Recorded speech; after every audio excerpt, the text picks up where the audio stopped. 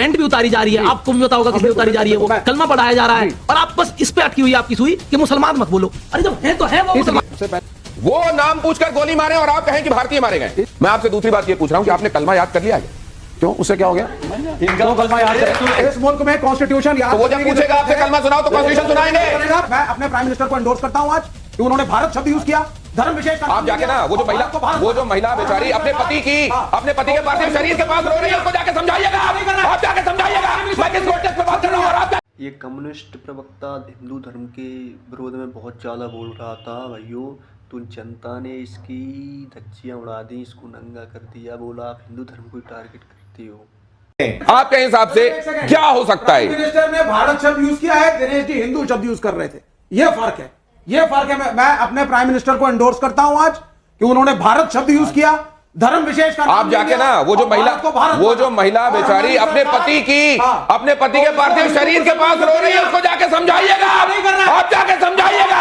मैं किस कॉन्टेक्स्ट में बात कर रहा हूं और आप क्या कह रहे हैं? कुछ नहीं कर रहे हैं आप। बात कीजिए आप। जी देखिए, बात यह है कि क्या हो सकता है, आपने पूछा what is possible. Possible is the activation of line of control. Line of control में हैप्पी दिवाली करेंगे, तब जाके बात बनेगी, तब दिल पे ठंडक आएगी। मैं अपनी तरफ से कह रहा हूं, सरकार क्या करेगी ये कोई नहीं कह सकता, क्योंकि एक सरकार, हम लोग स्टूडियो में बैठे हुए थे जिस दिन अचानक अमित शाह जी आए और बोला कि मित्रों आज से 370-35 सेने, हमने सोचा भी नहीं था कभी।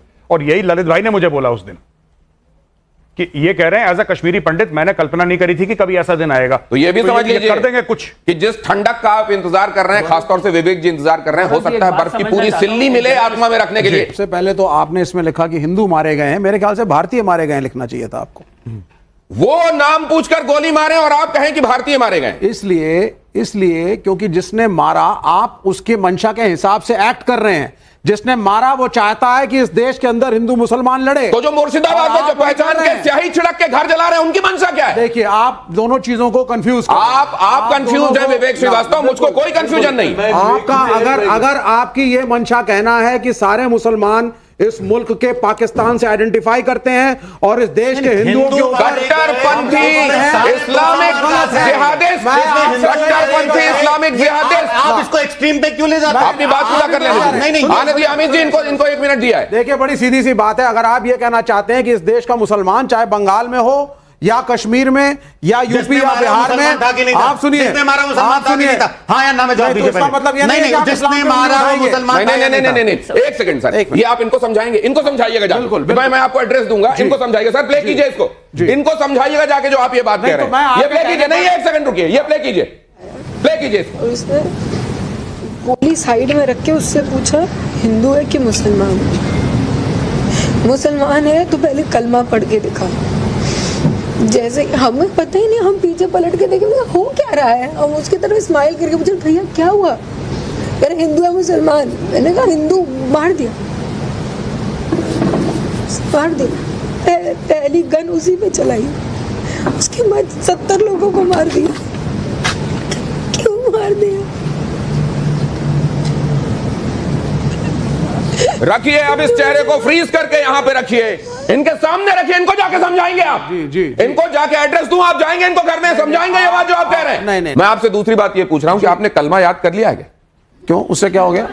इनको कलमा याद करें तो एनसीईआरटी की किताबों के अंदर लाजमी किया जाएगा कि कलमा बच्चों को सिखाओ। कॉन्स्टिट्यूशन याद करने की जरूरत। एक सेकंड, इस मुल्क में कॉन्स्टिट्यूशन याद, तो वो जब पूछेगा आपसे कलमा सुनाओ तो कॉन्स्टिट्यूशन सुनाएंगे। और यहां बात नहीं रुकी थी, कईयों ने कलमा सुना दिया था, शायद उनसे पैंट उतारने के लिए कहा गया था। विवेक श्रीवास्तव कह रहे हैं कि वहां पर जब वो कहे कि कलमा सुनाओ या पैंट उतारो तो कॉन्स्टिट्यूशन दिखा देना। साले का खोपड़ी तोड़ साले। ये बात मेरे समझ में नहीं आई सर, लेकिन अब जरा यहां पे आपसे, और आप कह देंगे कि ये वॉर मॉन्गरिंग है। आप जरा यार, जो मैं एक बात आपसे समझना चाहता हूं, आपका इनसे नाम लेकर सवाल पूछिए, आपके दिल में क्या है? कल जब ये तस्वीरें आपने देखी थी, आप एज अ ह्यूमन बीइंग क्या महसूस कर रही थी? मेरा आपसे सीधा सवाल है विवेक जी से, आप बोलते हैं कि मुसलमान मत बोलो, नहीं आप वेल ऑफ इग्नोरेंस में जी रहे हैं क्या? कोई आइडेंटिटी नहीं है आपके पास या कोई पहचान नहीं है? जब आप मार रहे हैं तब पहचान नहीं है, जो मर रहा है उसकी पहचान पूछ के मारेंगे आप उसको। तो अगर एक हिंदू, 1 मिनट, अगर एक हिंदू अमेरिका में जाकर के वहां की डिफेंस फोर्सेस को ज्वाइन करता है तो वो क्या हुआ? अमेरिकी नागरिक हुआ या भारतीय? वो मुसलमान बेशक है, वो दूसरे देश का है। कौन है ये पागल आदमी? उसका मेरे देश के मुसलमानों से कोई लेना देना नहीं है। यहाँ पे देश पूछ के यहाँ पे मुसलमान नहीं होता, दिनेश जी को मुसलमान होता दिनेश है। जी उन्होंने बहुत स्पष्ट कहा, और ये शायद अमित जी की बात भी आपको समझ में नहीं आई कि हर मुसलमान के बारे में वो नहीं कह रहे हैं, लेकिन वो कह रहे हैं हर आतंकवादी मुसलमान क्यों निकलता है। अब जरा यहां पर मेरा विवेक जी से सवाल है, मैं जानना चाहता हूं सर, ये आप अपने आप से करते हैं ऐसी चीजें कि कबूतर आए बिल्ली के सामने आंखें बंद कर ले, वो शत्रुबोध होने नहीं दे रहे आप किसी का? ये मतलब क्यों? सुनिए, जब सामने दिखाई दे रही हैं चीजें, स्पष्ट है कि पैंट भी उतारी जा रही है, आपको भी पता होगा किस लिए उतारी जा रही है, वो कलमा पढ़ाया जा रहा है, और आप बस इस पे अटकी हुई है आपकी सुई कि मुसलमान मत बोलो।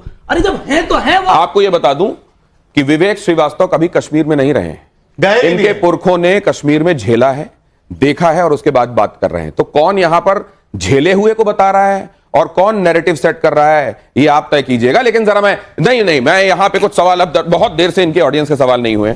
हाँ। सर देखिए, हमें सारे मुसलमानों से प्रॉब्लम नहीं है, लेकिन पुलवामा अटैक हो जाता है, ये अटैक हो जाता है, वहां पे लोकल सपोर्ट नहीं होगा तो ये अटैक्स कैसे होंगे? मेरा सवाल मेजर साहब से है। जय हिंद सर। जय हिंद। सर देखिए, उनसे तो हम क्वेश्चन नहीं पूछेंगे, वो फिर से अपना कम्युनिस्ट आइडियोलॉजी लाएंगे। उनको ये नहीं पता कि रशिया में जब मस्जिदों को टोप से उड़ा दिया जाता है तब वो इस्लाम का परचम नहीं लेके आएंगे। अभी वो जिहादी के लिए स्टैंड ले रहे हैं। सर मुर्शिदाबाद में भी अभी पाकिस्तान के स्लीपर सेल्स एक्टिव हैं, जैसे कि वहां पे आगजनी हो रही है, और फिर कश्मीर में हो रहा है। तो सर इसके लिए हम आम नागरिकों के लिए इसका हमारा जिम्मेदारी कौन लेगा सर? हम तो इसमें पीस रहे हैं, जिम्मेदारी कौन लेगा? देखिए, मैं एक बात बताऊं, शायद बहुत देर के बाद किसी ने ऐसा सवाल पूछा है जिसका आंसर मेरे पास नहीं है, क्योंकि आपने एक ऐसा सवाल पूछा है जो इतना मुश्किल है, yet it is so simple. मैं आपको एक बात बताता हूं। देखिए, प्रॉब्लम है हिंदुओं में, बहुत ज्यादा प्रॉब्लम है।